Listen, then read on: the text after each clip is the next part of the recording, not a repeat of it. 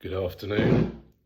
I've been threatening to do this for a while, so I thought I'd better get my pen and paper out and get on with it. Um, just talking about my confiscation orders, the first of which was set in 2004 at the Old Bailey by Judge Gordon, and the court agreed that my benefit figure, which is apparently the amount of money that I made during my criminal enterprise, they set it at about 950,000. I had no idea how it all worked then. We never argued the toss. We were just literally standing there in court, me, my barrister and my solicitor. Nothing was said, no counter argument in terms of the benefit figure. And I was ordered to pay all of my realisable assets at the time, which included 2 properties, cash, cars, jewellery, savings. I was also ordered to sign away my directorship of my legitimate business, which was sensibleseeds.com. And I was given, I think, 1 year to pay what I was ordered to pay. That went on from 2004, which was the day I was sentenced, and I'd served 1.5 years on remand at that time in Belmarsh. So I had to pay it within a year or have an additional 4-year sentence added on to my 17 that I was given. In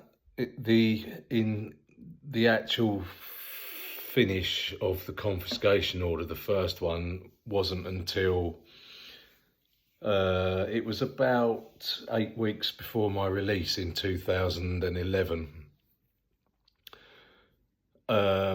Although I'd been completely compliant, there was an ongoing issue with the apartment I'd bought in northeast of Spain.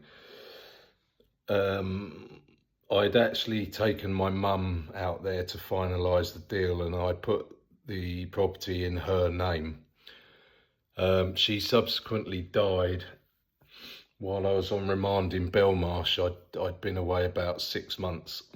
So now I was left with a property in Spain that my mum technically owned, and she died. So I then had to try and sort of muddle through the whole inheritance situation in Spain, and that took years.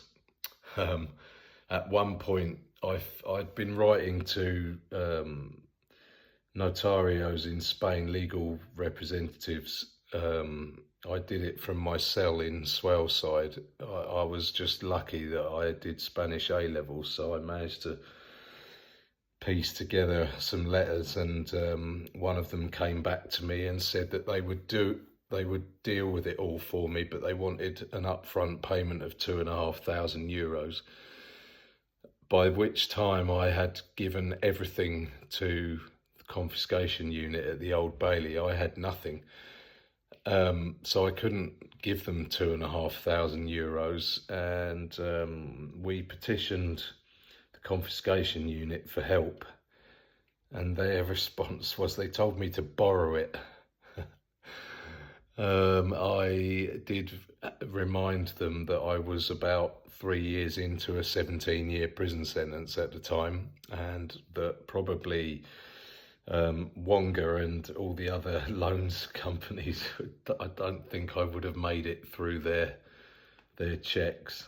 And this went on for a while, backwards and forwards with them, until eventually my solicitor said that he would put the money up and claim it back afterwards, which he did. But by the time he got back to the legals in Spain, they decided that they didn't want €2,500; they wanted 7,000.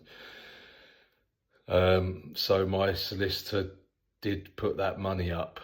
It was the only way that I could get this confiscation finished, with the 4-year sentence hanging over me constantly and being badgered by the confiscation unit at the Old Bailey all the time.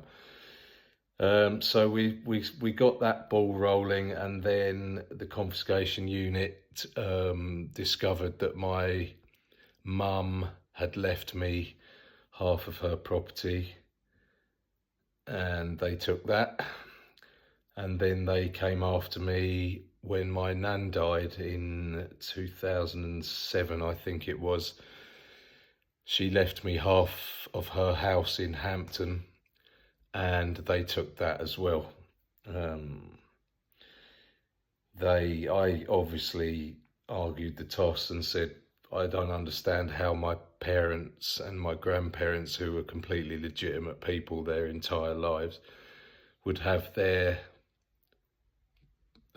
property taken by the confiscation unit.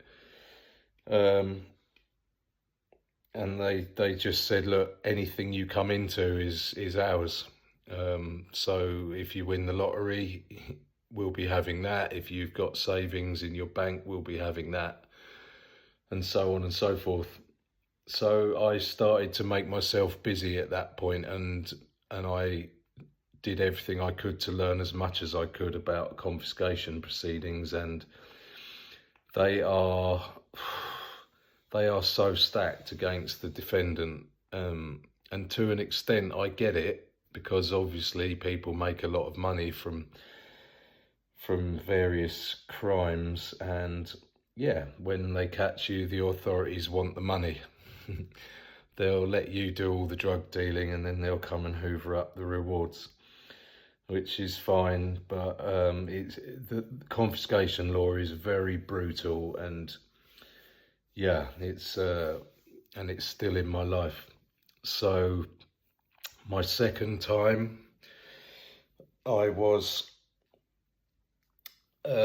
was agreed that I'd benefited to the tune of 1.4 million.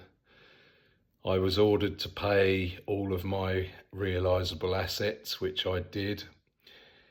And the upshot was that on that one, I ended up still owing them a bit over $1 million. And that also will stay with me forever. And I've just sat down and had a workout of everything, going right back to 2003.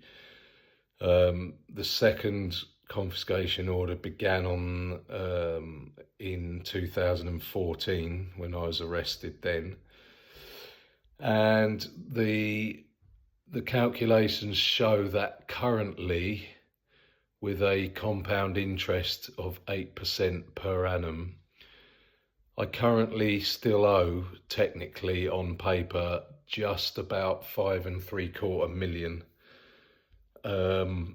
And that will just keep going up. If I just give you one example, well, let's see, 2.83. So in a year's time, that's going to be roughly 6.25 million, and it just goes on and on from there. Yeah, it's just madness. I mean, if I live till I'm 70, I'll probably owe them about 25 million. I don't know, but it's going to be a lot. And that's how it is. That's confiscation. It's pretty brutal, and it's kind of esoteric. Very few people understand it fully, and even the so-called specialist lawyers, I feel as though I have a better understanding of it than a lot of them, which is ridiculous, because they get paid fortunes for representing people in their confiscation hearings. C'est la vie. Have a good day, everyone. The sun's shining.